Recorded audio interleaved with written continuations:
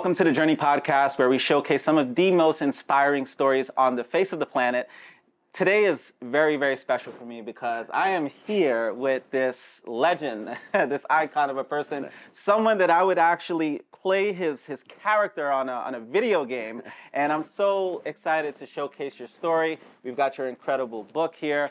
For those of you who do not know Martin Gramatica, he's an NFL legend. He is the VP of Business Development here at Lifeguard Imaging, where we're currently at. And I'm excited. He has a really powerful story. And brother, thank you so much for getting on the podcast. This is an honor, especially as a fellow ex-football player.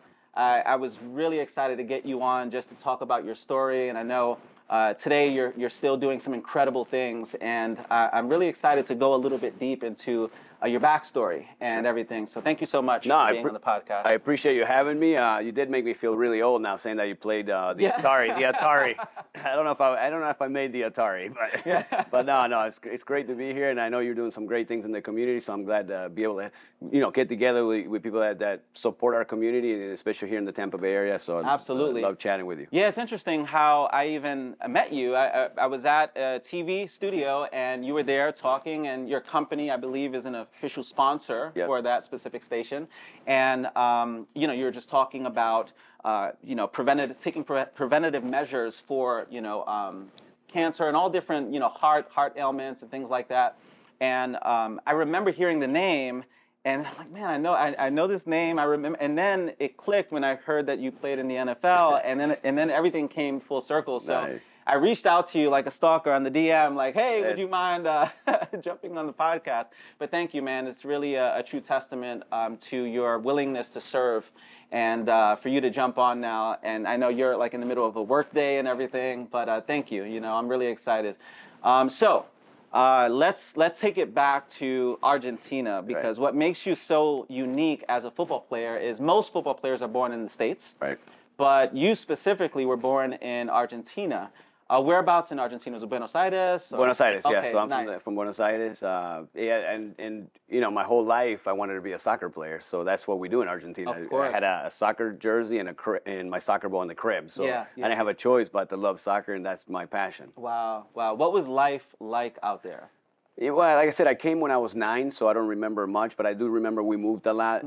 But I lived in the city, then we lived in the country and on a farm. So I pretty much a little bit of everything. But all I can remember, my escape was soccer. So anywhere I went, the first thing I did was make friends and try to find the soccer field, find the soccer ball, to the point where. Yeah, at recess, we weren't allowed to use balls because we were breaking all the windows. So we were using literally a glue, the glue can, the plastic one. That was our soccer ball. So it looked like a hockey puck, but that was our soccer ball. We kicked and played soccer every chance we got. Wow, that's incredible.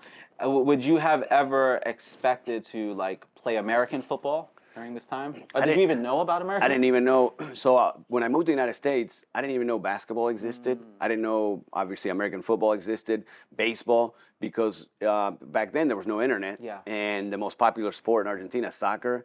Now there's a lot more basketball after Ginobili. Of course. But before that, I just knew there was soccer, tennis, and then I went to a summer camp where we swam. Yeah. That's it. Other than that, and then girls played field hockey. Of course. Because soccer was, a man's sport. Yeah, now the women are even doing better than the guys at soccer. So that's it. I just knew of a couple sports, but when I came to the United States, it opened our eyes and the door to much more, many more sports. That's incredible. So why did your family even migrate to the United States? Was it a really tough upbringing for you, or were they struggling at all?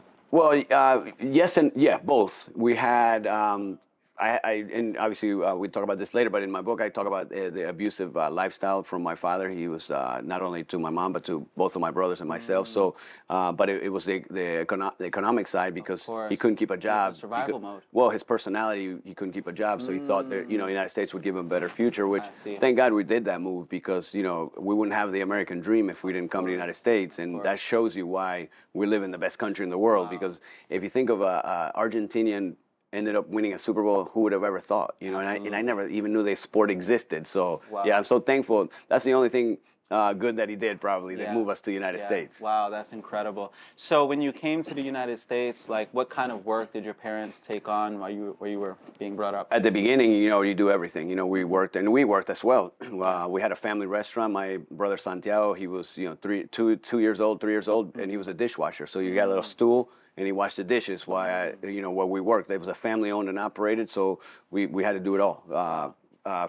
From start to finish, open to close, and then obviously you had to go to school. We tried to play sports in between, but yeah, so it taught us a lot, and it taught us how to be tight. Like my bond with Santiago is unbreakable. He's 7 years younger, so for me, I was like that father figure because I had to try to protect him, because what our household had. So. So we have a really tight relationship because of that. Wow. What city did you grow up in? So we grew up in La Belle, Florida, which is 30 miles east of Fort Myers. Nice. We went up. We were in the Bronx for a year, which was not a great experience, and then upstate New York for 2 years. Wow. Because everybody tells you that there's always something better. Yeah. And they're like, oh, you can make a lot more money. There's more opportunity, more jobs in New York. We leave a day like today, beautiful sunny Florida, and we end up in New York on a snowy, gray day. We're looking at each other. Why are we here? Yeah. And 3 years later, we slowly started coming back to Florida because we knew Florida was where our home was going to be. Of course. So during this time, during your childhood, were you? I know you started out with soccer. Right. Were you playing soccer the entire time, all these years? Yes, I played soccer even when we came to the United States. It just wasn't as competitive as what I was doing in Argentina because back here it was more recreational. Absolutely. You pay to play, so we were training twice a week, playing one game on the weekends. And I just remember as a kid, man, if it got rained out or the bad weather we couldn't play, I would just sit in my room and cry all day because I just couldn't wait to be on the field. That was my escape. And I think now looking back as an adult, where you can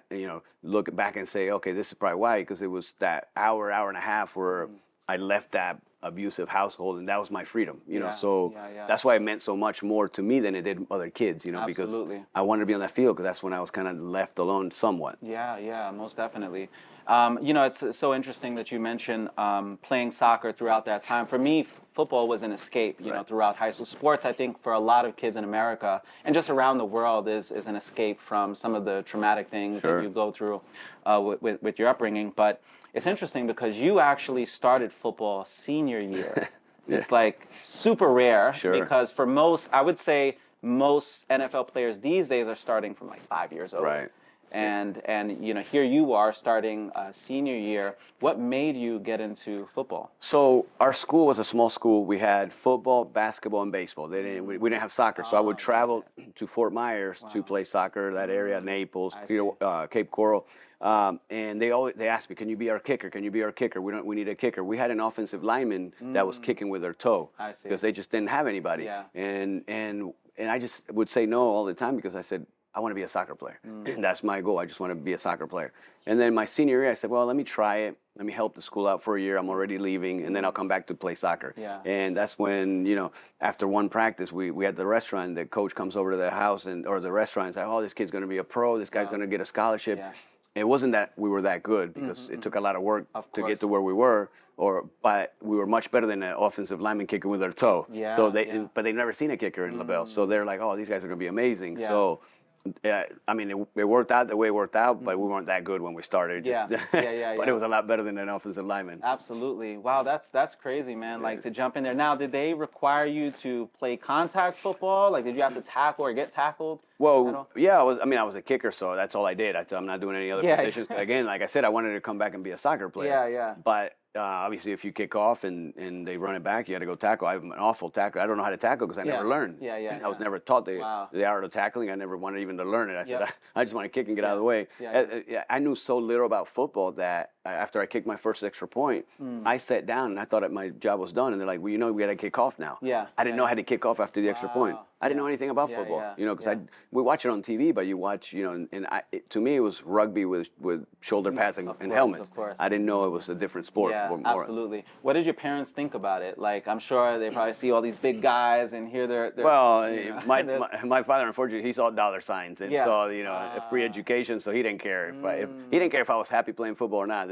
Once they told him I could get a free or a scholarship and maybe make it to the pros, my soccer balls disappeared. So I really would rather not talk about him because it won't be anything nice. Yeah, absolutely. Man, so it's interesting. Once you finished up with high school, like, how did it work going to college? I believe you got a scholarship. I was looking online and everything. How did that work? Yeah, the recruiting was hard because back then it was VHS tapes, you know, and you sent them yourself. Yep, that's right. And I'm the first player to ever go D1 out of our high school. So my coaches couldn't even help me because they didn't know how. It wasn't that they didn't want to help me. They just never had a athlete that was trying to go D1. Of course. So I had to do all my own videos and then send them out. I just put them in an envelope and send them to all these schools, and I would kind of research who needed kickers. Yeah. And I was lucky because I had already somewhat committed. I was committed to Notre Dame, but I figured education wasn't my thing. Of course. I didn't like school, so I figured, okay, if I go to Notre Dame, I'm gonna flunk out. Yeah, and in my mind, that was my fear. So over the summer, Kansas State has their spring game, and their kickers didn't do a good job. Yeah. So now Jim Levitt, who coached at USF, and Bob Stoops were defensive coordinators, and they were recruiting Florida and Texas. So I kicked for a guy in Naples that was kind of like a recruiter. Got it. And he was friends with Levitt, and he called him up, said, "Hey, I got a kicker for you. You need to come see him." Wow. So I took my visit to Kansas State. They offered me a scholarship. I accepted it right away because I go, look, I think I can make it academically here a lot better than I could at Notre Dame. And looking back, who knows what would have happened, but I was so grateful because Kansas State, I got to meet Coach Snyder, who was like a father figure, Sean Snyder. His son is like an older brother, so I'm not regretting that decision at all. Wow. Were you the first person to go to an American university in your family? Yes. Oh, yes. Wow. Absolutely, yes, yeah. What was college like for you? It was tough because I didn't like to study, and I didn't like the cold of Kansas. I'm a Florida boy. I like the heat, you know. So it was tough, but the other thing is too that family I would say kind of smother us. So I didn't get to experience the true college lifestyle. I see. Because he moved to Manhattan, and it was not a.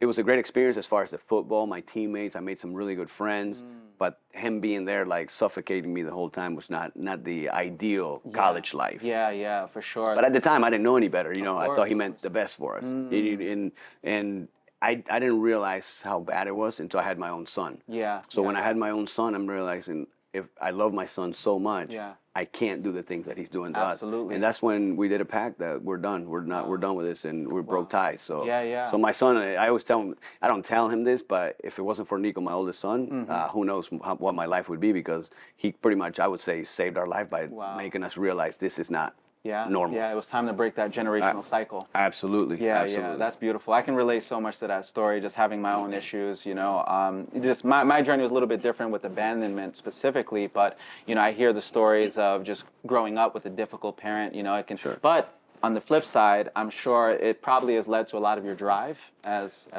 a man. Could possibly, I don't want to give him any credit, but but it could. I think what it did though, I think it made me a better father, a better husband, because now I know what not to do. Of course. And sometimes, you know, my wife will have to like nudge me and say, hey, careful, you might be, because when I coach my kids, I said, I'm your coach. I'm not your father. I'm your father when we get home. Yeah, and sometimes I'm not pushy, but I know what potential they have. Yeah. So I hate to see it wasted. And that's one of the things where, like, as a parent, you might push it a little bit too hard. Yeah. But you got to push if you know they can handle it. Absolutely. And luckily, my kids, they love sports, and I can push them. And when I don't push them, they're still doing it. Yeah, So that's where I know, okay. But my wife's been amazing at kind of letting me realize if I could get close to that. I'll never get to the point where I'm going to hit my kids. That's not going to happen. Yeah. But she's been awesome at kind of leveling me out. Man. That's incredible. Yeah. Did you start your family while you were in the NFL, or like when did that journey start, or even just meeting your wife? Yeah, so I met my wife. She played tennis at USF. Really? So Wow. So I didn't know that. Yeah, so I asked one of my brothers, said, hey, I saw this blonde. Can you give me her number? and I don't want to say what they said about her, but she's not very nice. They said, because all she did was study. She was in pre-med. So, bookworm. Yeah. Well, they call her something different. Starts with a B, but not book. She doesn't talk to anybody. She's like, well. I want to meet her anyway. Yeah, So, yeah, yeah. and the first time I met her, she had a stack of note cards. Wow. And I'm thinking like, who's the idiot is gonna marry this girl? She Yeah, wants to do yeah. a study. Yeah, and you're the opposite of that. Yeah. 100%. So I think that's why it worked out great. Wow. No, but the thing is, she's really good at helping my kids with their education. And I said, I'm not going to help them there because they're going to flunk. That's amazing. But we have sports in common. You know, she Yeah. played tennis. I play, Wow. love sports. So that's why it works so great because we're always at a soccer field, at Yeah. a football field. That's incredible. But yeah, so she's awesome. Would you say your household is a competitive household? It is. It is. The backyard soccer, man. It's like Yeah. you think we're playing for the World Cup. So Yeah, yeah. there's bumps, bruises. Yeah, sometimes smacks. My oldest smacked me one time out of anger. Wow. So yeah, I chased him around the pool, but I couldn't catch him. So yeah, there's a lot of trash talk, and we have some neighbors too that jump in and we play. So I love it. trash talk never ends. Nice, so that's nice. why you can't lose in the That's backyard awesome, soccer. man. We That's can't really lose. awesome. Wow. So bring me back to the transition into the NFL. Like here you are, you finish up college. Did you know you were going into the league? That your odds? I know you broke some records there. Sure. Specifically, I read up on a 65-yard kick, without the tee. Right. And super impressive. And you did some incredible things there. Records that still hold till this day. Yeah, so my first 2 years were average. You know, I had okay, they weren't great, Yeah. and they weren't NFL worthy Yeah. numbers, but they weren't awful. But the 3 days before my junior year, I tore my ACL, and I look back at the day, I thought it was like the end of my career. It was like the end of my life. I was like, here goes my sports. Wow. And it ended up being a blessing because back in the day we didn't train like we do, like the kids do today. So when I played soccer, I just ran and kicked the soccer ball. We didn't go to the weight room. We barely stretch. Yeah. So this forced me to strengthen my body because I had a year off. Yeah. So now not only am I strengthening my leg to rehab the knee, but now I can get in the gym and get my whole body. So my junior year after I set out a year and senior year were my best 2 years. Wow. The junior year it was 19 of 20 and winning the Lou Grossa, which is like the Heisman for kickers. That. Yeah. So that's when I'm like, okay, maybe I have a chance. Now prior to that, I'm thinking it's gonna be a long road. Yeah. And after that season, I'm thinking, okay, now the scouts started coming to watch me at practice. My senior year, every practice we had scouts. So I'm like, okay, now I have a chance. Yeah. And then obviously after the 65-yarder, I'm thinking, okay, I'm playing in the NFL. There's no question. That was my mindset. And what capped it all off was the combine. When we went to the combine, the combine is when you compete against the top kickers. Yeah. And I told myself this has to be my day. And it's one of those where I just went out there and I knew I was going to be the best kicker out there. You just got to have that mindset, and especially on the kickoffs because everybody questioned my leg strength. Yeah. Even though I had to kick the 65-yarder, but I'm 5'8", 165 pounds. Yeah. And Joe Marciano, my first special teams coach, said he coached Morton Anderson, who's like 6'3", 250 pounds, right? Yeah. And he's like, that's what he thought what a prototypical kicker was. Yeah. And now I have this 5'8", 165-pound guy. But he's like, once I heard the thump and the sound of the kicker, I realized, okay, he has the leg strength. Wow. So I had to go to that combine in front of all these, head coaches, special teams coaches, scouts, and show them that I had the leg. And thank God it worked out. Wow, that's incredible. Kicking is interesting because there are many times where history falls on your foot. Right. Right. And I've heard about the scary stories of like death threats after a kicker missing. It's sad, but it happens. Yeah. So for you, did you ever have anxiety around like certain kicks, if it's like a game winner or anything like that?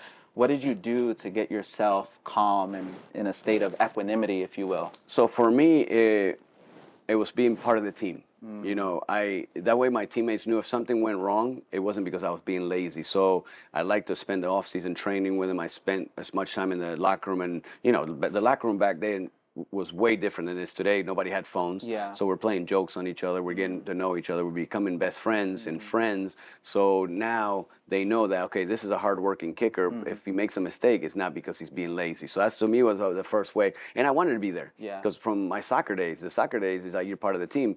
Unfortunately, the kickers back in the day were more like golfers that kicked. So they didn't spend a lot of time.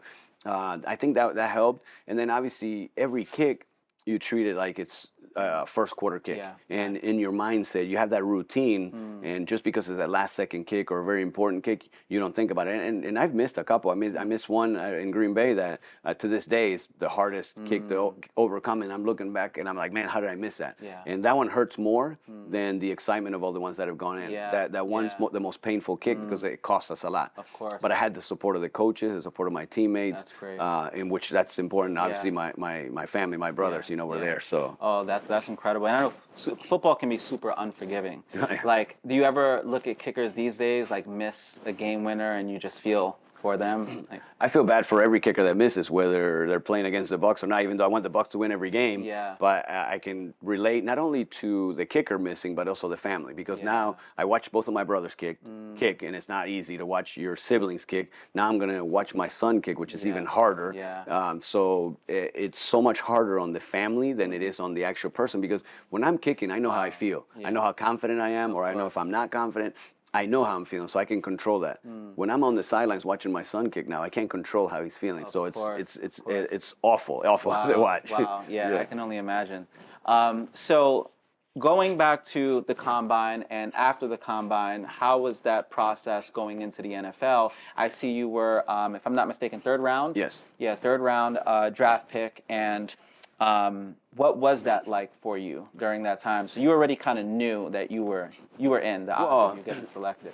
Well, I did and I didn't, because you still don't know until it happens. But there was, the mock drafts kept saying from second round to fourth round. Got it. So I kind of knew it was that range. I think that combine in the 65-yarder put me above, because there was other kickers coming out. Chris Brown had a great career, kicked for Pittsburgh and then Houston, so he had an amazing career. So there was other kickers that we were competing against. So I needed something to put me on top, and that 65-yarder and the combine did. Got it. So I had an idea. But I got a call from the special teams coach with the Bucs and said, we want Sean King in the second round, which ended up being starting quarterback. If he's not available, then we may take you in the second round. If not, we're for sure going to take you in the third round. Got it. But at the end of the day, can you trust anything they say? Not that you don't want to trust them. It's like a lot could happen in the draft. So until you see your name on the screen on ESPN, I didn't celebrate. I didn't get excited. And even when the phone rang, it didn't feel real. Was your heart like beating the whole time? Oh, 100%. And I talked to Rich McKay, the general manager. Then he passed me on to Tony Dungy, who welcomed me to the team. And at the time, it was like surreal, But then when I saw my name on the screen, I go, okay, now it's official. So until I saw that name on the screen, I didn't realize it was real. Wow, that's so incredible. And it's amazing how things came back full circle, because Tony actually wrote the foreword to your book. I mean, Tony is the greatest person anybody can ever meet. And when you meet him, because he leads by example, and he's a leader of men. And he's just an incredible person. I was fortunate not only to play for him, but also my son, because they've adopted some kids in the area, and my son and one of his kids were Justin were the same age. They were in like pre-K, a couple of years in school together, and then they were on the same soccer team. Wow. Flag football when they were little. So I'm standing next to Tony Dungy, watching our kids play, which it felt weird, because I'm like, it's like a father figure to me. Now I'm hanging out with him, watching our kids play. That's beautiful. Recreational sports. So that's a cool moment. Wow. Really cool. So what was it like year one in the NFL? Was it like I arrived, or I'm super rich, or like what was the mindset just going in, and even with your personal life with your family, right? Sure. Because I'm sure that kind of changes the dynamic a little bit. Some families will look like, hey, it's your time to pay it forward. What was that like for you? A couple of things. Excitement, obviously, because when you get drafted, and obviously when I received my first check, it was a lot more than what my scholarship check was. I mean, that was not a life-changing, financially. I felt like at that moment you think, oh, you're set for life, but it's not anywhere close. But then I felt a lot of pressure, because that restaurant that I was telling you earlier shut down the next day. Wow. So now I went from, just going into the NFL to like now having to support a whole family. Wow. And that I felt a lot of pressure, because now I know, okay, if I make it, we can pay the bills. If I don't, we can't. So, and that's one of the things that I would never want to do that to my son, because that's not a son's responsibility at that young age. Yeah. So it was a lot of pressure. And then the other huge pressure was being taken in the third round. I had to prove that I was worthy of a third round. Yeah. Because now you got all these players that could say, well, a third round we could have taken a linebacker, we're taking an offensive lineman, but we took a kicker, so you better be good, So you still, because if you're a free agent, everybody expects a kicker to be, 6th, 7th round, free agent, and then you just do your thing, whatever. There's pressure of like just surviving and making the team. In this case, it was even more pressure to have to say, okay, they did it the right thing by drafting me. So it was a hard year, but like I said, we had a great team. Tony Dungy, obviously, amazing at like being able to make sure that we're all in it together and created a family atmosphere. So I never felt anybody.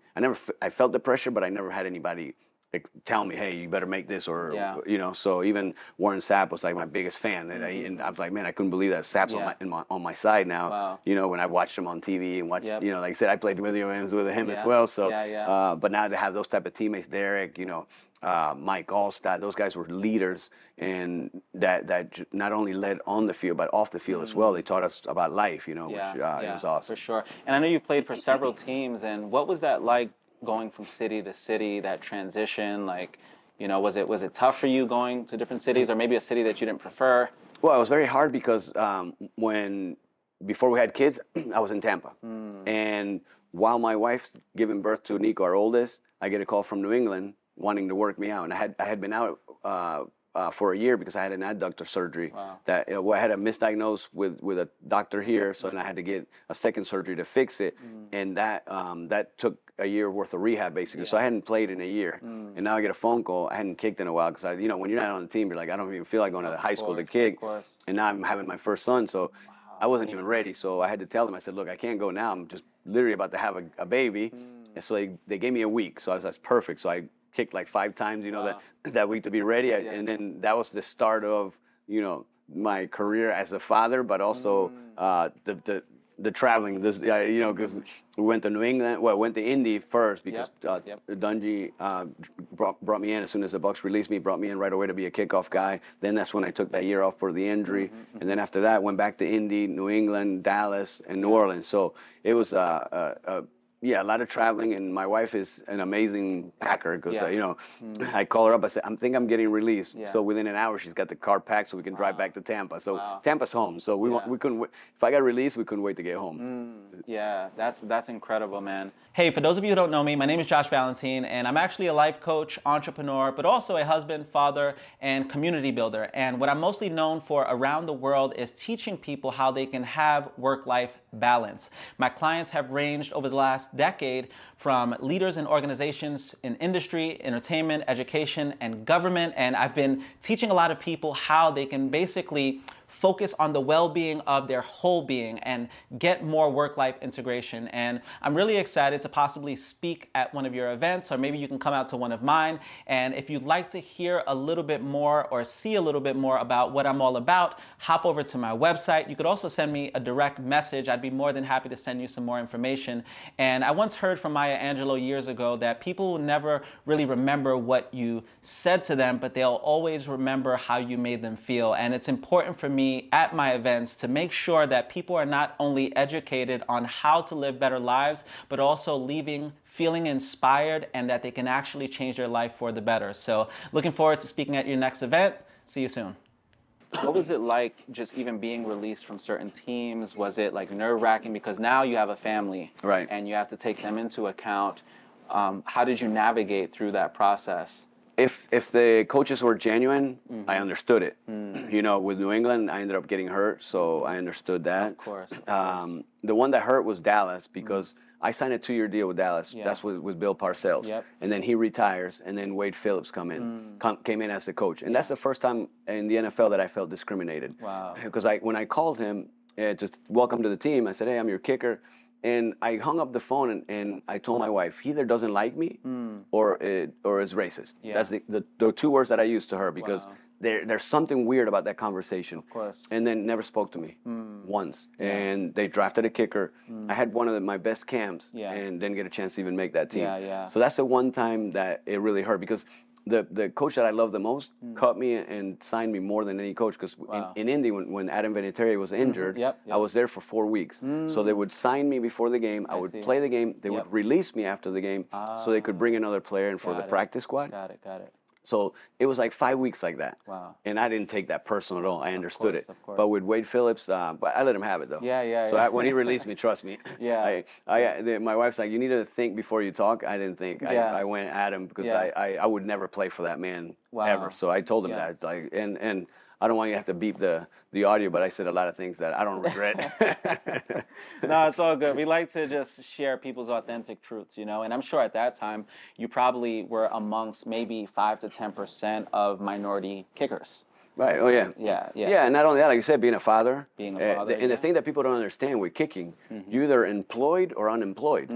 There's no backup kicker. Yeah. So for us, it's either you're playing on Sundays or you're sitting at home without a job. Wow. Because there's not enough roster spots to have two kickers. Yeah. So for me, that was especially after having signed a 2-year deal and not getting a chance. And I never got a reason why or anything like that. I mean, Nick Folk ended up having a great career. I'm not saying that he didn't deserve the job, but I didn't deserve to be treated like that. Got it. Yeah, absolutely. Now, when it comes to finances and just learning about money, I know a lot of football players and athletes across the board struggle in this area. I think it's gotten better over time, the education around it. Sure. What was that like? Did you feel like you were properly equipped for learning how to, or just knowing how to handle the money, or is that something you leaned on your wife, or like? No, I early on I didn't have my wife. You know, we were dating, so the biggest mistake is obviously letting my family run the finances because they've pretty much made me feel like I had to do that. I didn't even know we had to pay taxes coming out of college because they don't educate us on that. You know, so my first check, I went to the employer person, I ran to him, and I'm like, man, my check's missing money. What's going on here? He's like, well, you know, there's taxes, right? Now they're doing a much better job. And then unfortunately, my father hired this piece of shit. Sorry, I know I want to keep it clean, but with this guy, I have to call him that financial advisor that literally forged my signature so many times. And I don't want to do any, you know, I'm not I'm looking forward, not backwards. But this guy should never be a financial advisor. And he's a local guy, guy. Him and his wife, they forged so many signatures, and they knew about it. But at the end of the day, I'm looking forward. I have a great family, great wife, great kids. Absolutely. My brother, and he married a great girl he has 2 kids. That's beautiful. That's what I value, of not course. the past. Absolutely. But this guy should never be a financial advisor. But it's good to highlight these things because unfortunately, a lot of players go through things like this, and they would never anticipate. You know, you look at these people as authority figures or people who are experts, and it's important to know who's signing your checks and just have an understanding. Well, his excuse was like, well, it's family, so I'm going to do what your family wants. No, your job is to put your foot down and manage the money, manage my money, not say yes to everything they wanted you to say yes to. So, I've seen the guy. Unfortunately, I mean, luckily I held back because I wanted to knock him out. I can only imagine. I can't stand that freaking guy. But yeah, absolutely. So, you know, as you're going through this, career in the NFL, you ended up winning a Super Bowl. I remember watching that Super Bowl as a young man, and it was just incredible. You had some iconic people. Rondé Barber was a part of that era. You know, just the Warren Sapp era, all of that. What was that like for you? Was it always a dream that you had to one? I think every football player at some point in time, that's the pinnacle of success in that career. Absolutely. Once I started playing football, I said, this is it. I mean, I want to win the Super Bowl, obviously, because that's what everybody. What do you play for? You play to win. You don't play to say, hey, listen, we did okay. No, you want to win. But for me, it was that journey because we had such a good group of guys. You know, we were family. And that's what Tony Dungy had built that. You know, that brought those the good character type of players. And then obviously Gruden took us over the top offensively where we were able to score a few more points and help that defense because that defense was the backbone of our team. But what I value more out of anything, more than, I mean, I love the trophy. I love my ring. There's no question about that. But the whole year journey, that was the most fun. And I talked to Tom Tupa a few weeks ago, and we were talking about that. That was the most fun I've ever had, just because of the locker room we had. You know, the jokes we played, the fun we had, and I think that's what helped us win the Super Bowl. We were so loose. You know, there wasn't a lot of tension. There was a lot of hunger, a lot of hard work, but we were loose. Like we cared. Yeah. we cared for each other, which was important. When you have a course. team, you got to care for each other. Yeah, yeah, that's incredible.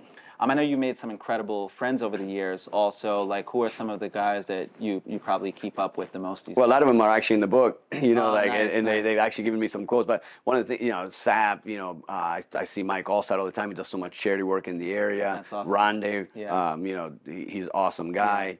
Derek, amazing. He mentioned me in his Hall of Fame speech. Wow. I mean, as a Wow. kicker. Wow. For a linebacker to mention your name, I was like, that was for me. It's like making it into the Hall of Fame, Yeah. just to have, Yeah. and that's Derek though. But that's again the character guys that we had on that team. I mean, it's just an awesome group. Yeah, that's beautiful, man. Yeah. What was life like after the Super Bowl? Were you like on this high, and did you anticipate staying in the league for a certain amount of years after that? What was Well, unfortunately, there's a couple of things. After the Super Bowl, when I had the first surgery on my adductor, which was misdiagnosed, and after that, I was never able to train and strengthen my body the way I needed to for the season. So that was that was a little difficult. That part of it was difficult. The brotherhoods were all there. We just weren't playing good football after that, and kind of the team not fell apart, but we just weren't as successful as we wanted to be. We wanted to win more than one, and that once you get the taste of it, you want to get more. Yeah. But we just couldn't do that, and I physically couldn't perform like I could before after that surgery. So it was rough. It was just because I just didn't feel like myself after that surgery. How was it for you when you finally got to the point where you're like, you know what, it's time to hang up the cleats? And was it like any identity crisis? Or I know for me, after 10 years of football, it was very difficult just accepting the fact that it's a wrap. Yeah. That's probably one of the hardest things, but it was hard and not hard. It was tough because I'd like, man, I'll never step foot in a field again. Yeah. But it was easy to the point because my body couldn't do it anymore. Yeah. I've had over maybe 50 cortisone shots in my adductor. Just my body was shutting down. And at one point my body said, okay, that's enough. And just wasn't feeling right, wasn't myself. So on that side of it, I was ready and ready to move on and do something else. On the other side, you're like, man, this is what I love. This is what I've been doing for years. This is all I've done. Sports, So now that was a reality check. Now it's like, what do I do? So it was difficult, but also my body body told me it was enough. Of course. Wow. So after you decided that it was over, like, did they just throw you in the wild? Like, hey, figure it out. You fall back on your degree, which you had a degree. What was your mindset after? Like, were you kind of anticipating what life would be like, or just preparing for the worst? It's hard to explain because nothing's going to give you the adrenaline and you'll never experience dopamine hit. Yeah. Never. And the other thing you're never going to experience is the locker room. Of course. How sacred it is. Of course. Everything goes in the locker room, but nobody takes it personal. That's right. And everybody's thick skinned. We can joke around. That's right. We could actually argue, maybe even fight, but tomorrow we're brothers again. Yeah. That's the locker room, because we're there for that one common goal, which is to win a championship. And you miss that as an athlete. You miss that the most. I miss the locker room more than anything else. I love, like I said, the game day. Yeah, I love game day. I love the ring. I love the trophy. But that locker room, the week, just messing around with your teammates. That you never get again. So that was the hardest part. Brotherhood. That was the hardest part by far. I can only imagine. So what did you end up doing once you finished your career, and now you have a family? And I know you got a little bit into the world of entrepreneurship and all that. What was that like for you?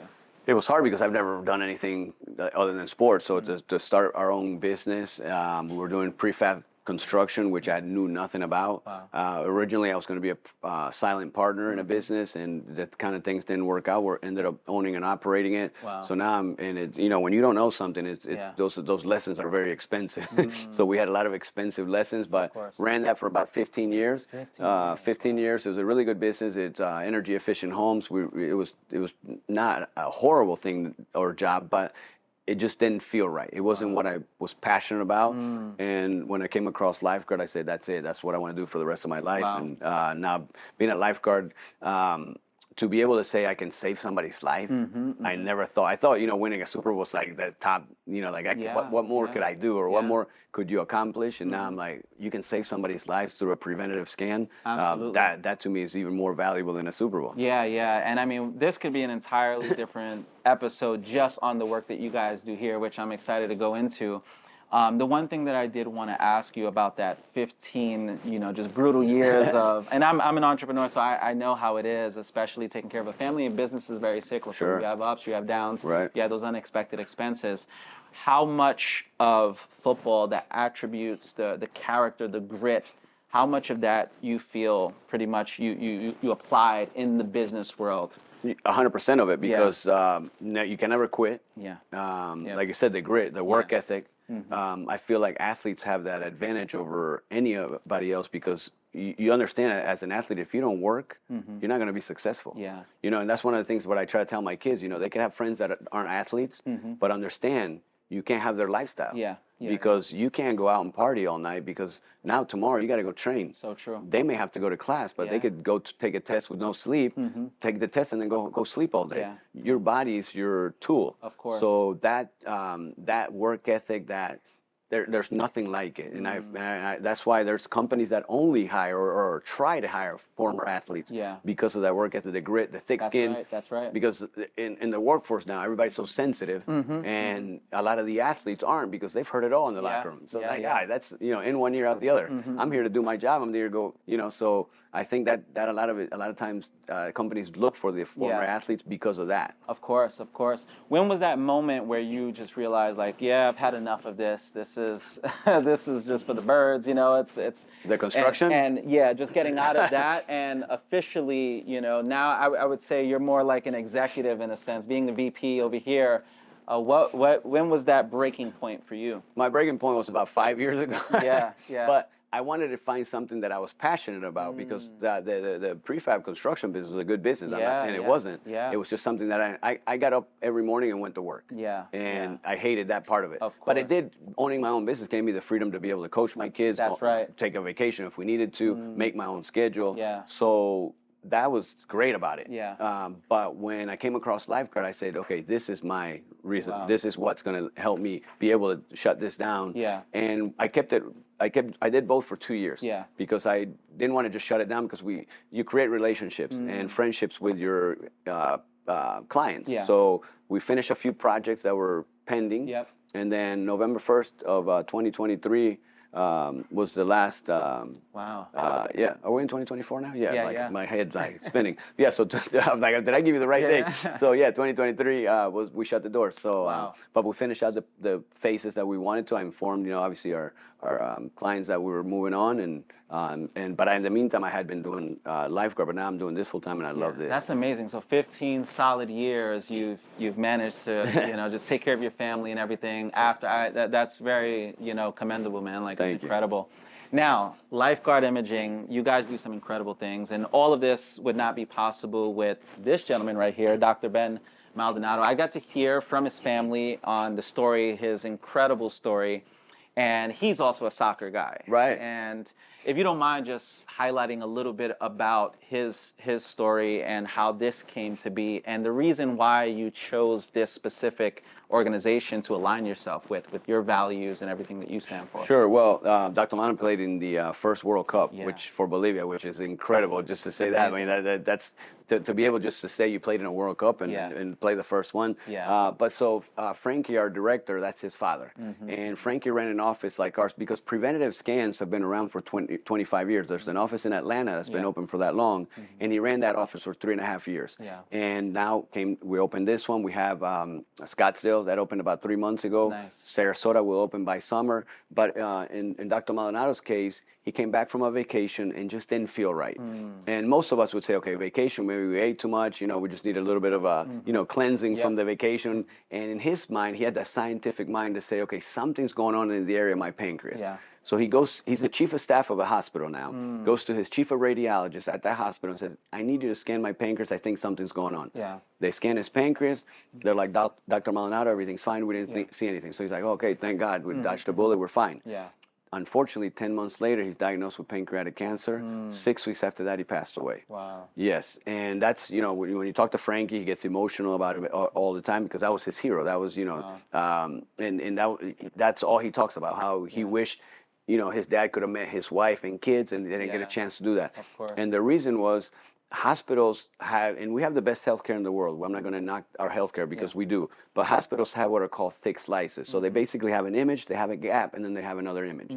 Unfortunately, there's things that could be missed in those gaps. Yeah.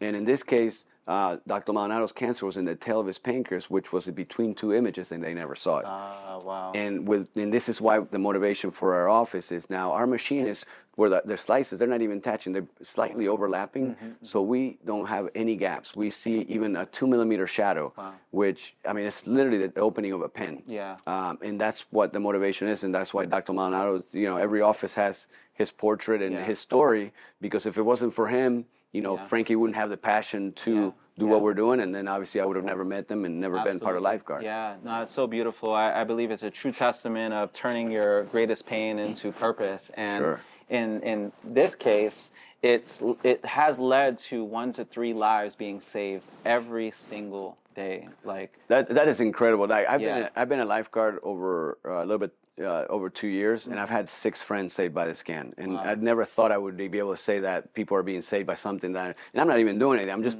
letting people know that this exists, because not a lot of people know they can do a preventative scan. Yeah. They know they can go to the hospital and get a scan when they have a symptom. Yeah. But we're doing it prior to that symptom. Yeah. So usually the first symptom of a heart disease is a heart attack. Yeah. And then with cancer, it's late stage. And there's not much you can do sometimes with late stage cancer. We're detecting that way before that first symptom when the patients come in feeling well. Yeah. So that's why I'm so passionate. I love what we're doing, because every day through our office, and we have a relatively small office here with one scanner. We see about an average of 15 appointments. 1 to 3 people will have either heart disease or cancer that they have no idea they have. 1 out of 3. Wow. No, I'm sorry, 1 to 3 people. 1 to 3. 1 to 3 a day. Okay, got will it. have either heart disease or cancer that they have no idea they have. Wow. It's incredible. Yeah. That's amazing. What was it like? For you transitioning from being a businessman and running a traditional business to now doing more corporate work in a sense and being a VP? What was it? Was it intimidating? I know you mentioned like the whole school thing wasn't really a thing. It was very intimidating, especially I didn't even know how to turn the computer on. I don't think, so that's why I have Justice and Aaron. They're over here laughing, but I'm sure they'll agree with me. Yeah. Because if it wasn't for them, no. But the technology side of it, like I said, I wasn't good at school. I probably have like 100 emails I got to reply to because I'm awful at replying for emails. Course, I may read some of it and then forget to reply. Yeah. So little things that on my own business, if I miss a couple emails, not a big deal. Yeah. This is a little more serious. So that part of it, I had to step up my game and learn a little bit more. Yeah. But yeah, it went from, me running a somewhat mom and pop, construction, prefab construction to now corporate. It's a lot more, detailed. There's a lot more to it. Yeah. But I'm slowly learning. And but my biggest thing for Lifeguard is to get the word out and let people know that we exist and be out in the community. We're doing a lot of charity events with Lifeguard, just because, like I said, not too many people know that we exist. So we just want people to know, look, there's an option out there. Yeah. If you want to take your health into your own hands, you can get a scan that's going to give you so much information that now you can take to your doctors. Of course. And if anything's going on, they can treat it. Yeah. It reminds me of the quote, you probably have heard it, an ounce of prevention is better than a pound of cure. And here, you're all about prevention, catching it in advance. And I think you're truly doing sacred work here, which is Thank you. Amazing. So now, brother, you guys, and by the way, you're offering me a complimentary heart scan. Yes, sir. Thank you for that. You mentioned 35 years old is sort of like the starting point for a lot of people.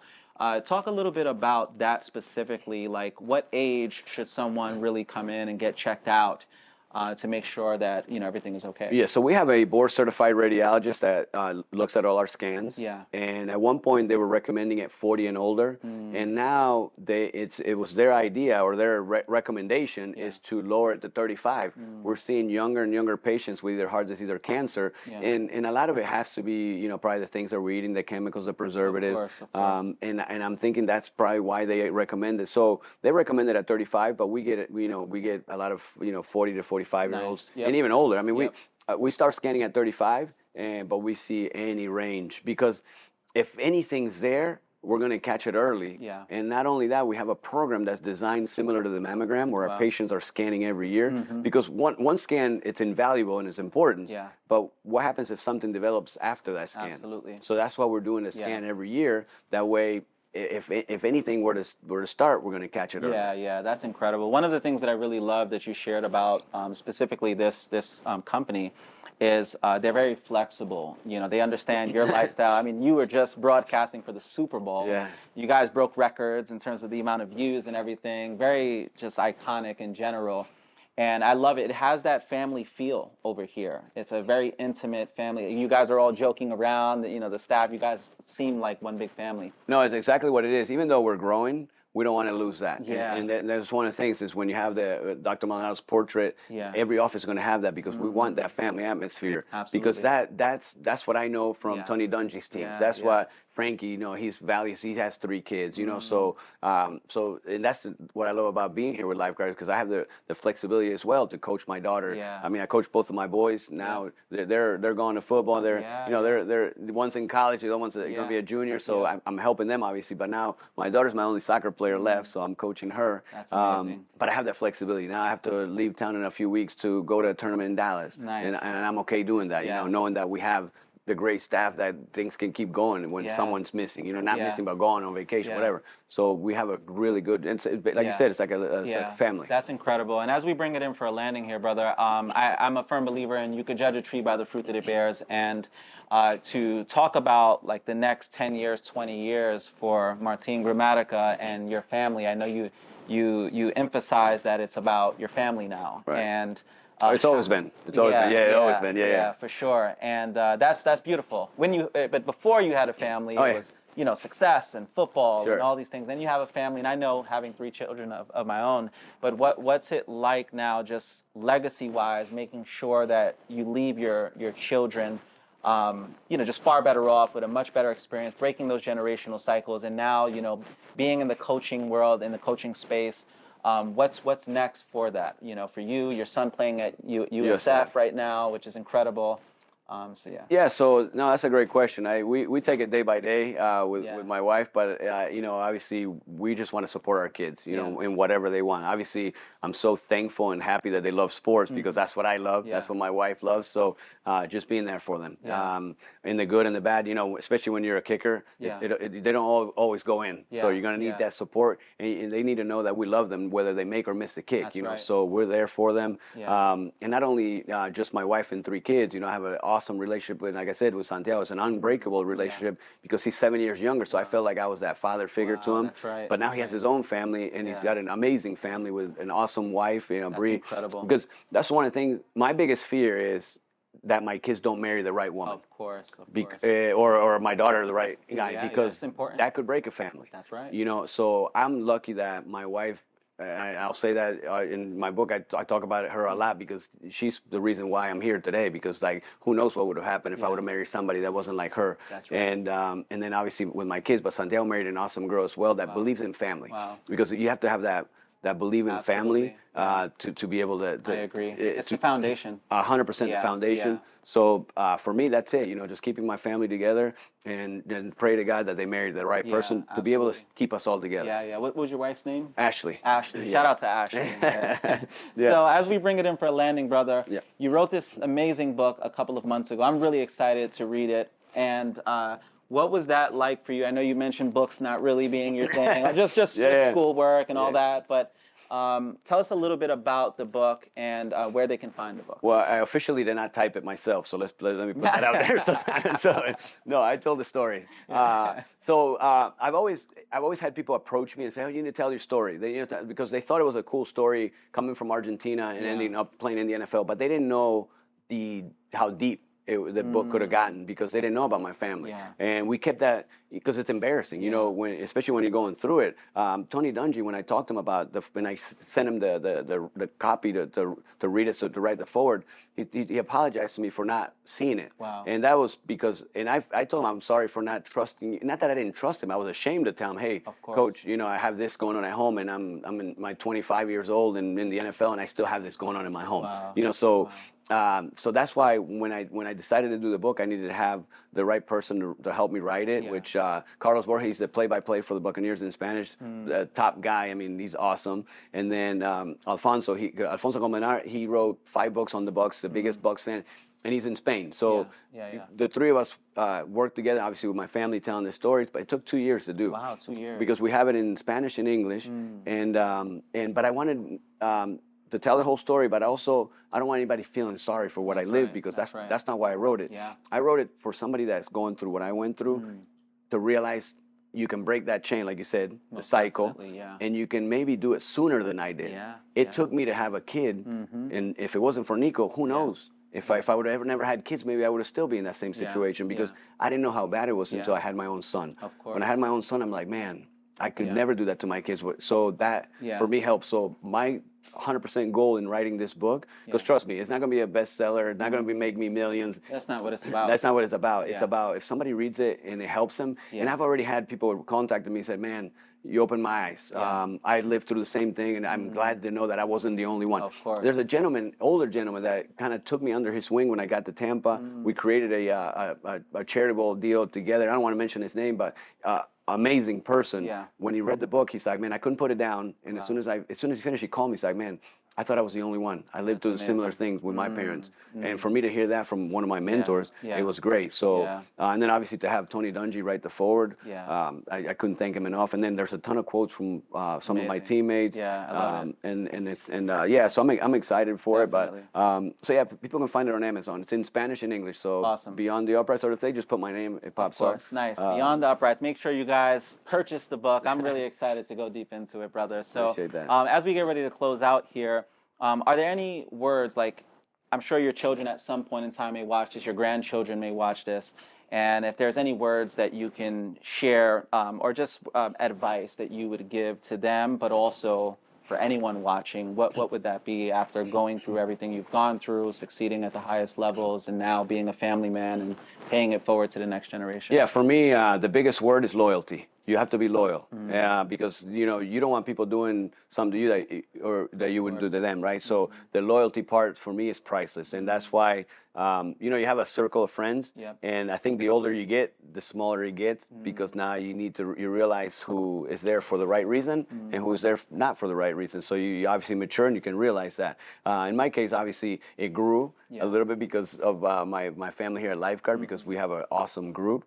But as far as like close friends, they're going to be there for me no matter what. And that's what I always tell people. You've got to realize and find out who your true friends are, because eventually you're going to need them.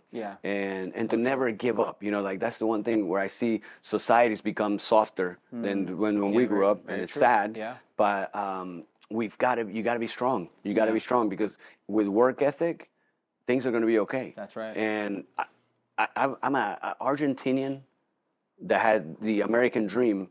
And there's kids that are born here that complain about this country. So if I hear anybody complain about this country, it pisses me off more than anything, because this country gave me everything. That's right. If I didn't move from Argentina to the United States, who knows what I would be? Who knows what I'd be doing right now? So that's why don't give up. Work. That's the thing, because nothing's handed for free. You got to work and earn. And that's why the biggest thing is, and that's why I tell my kids every day, nobody's going to hand you anything. Even my son Nico now, that's at USF, they're not going to hand you the job. You got to go compete for the job. There's other kickers out there that, and the thing with him, he has a little bit of extra pressure, because they're always going to compare him to myself, his uncles, so you've got a little bit of extra pressure. But also, this could open some doors if you do well. Definitely. So, but you got to work. Just because you have the same name as a former kicker in the back of your jersey doesn't mean you're going to be good. So, but I'm super proud. That's one thing I don't want to keep taking you. But I don't want to keep making it longer. But I do want to let my kids know how proud I am because of their work. Their work ethic. And like I say, with my wife, we talk all the time. We're so thankful that they have that work ethic, because you can't teach that. You could always push them as much as you want, but if they don't want it in their heart, it's not going to happen. So that's incredible. So and Nico's like an amazing older brother. Listen, as an older brother, I know if I had an older brother, Nico would be the role model for me. So I'm happy for him. So that's beautiful, brother. Thanks so much for sharing. No, I appreciate it. Where can our audience find you? And also Lifeguard Imaging, if they want to reach out and get some scans. So they can, lifeguardimaging.com is our website.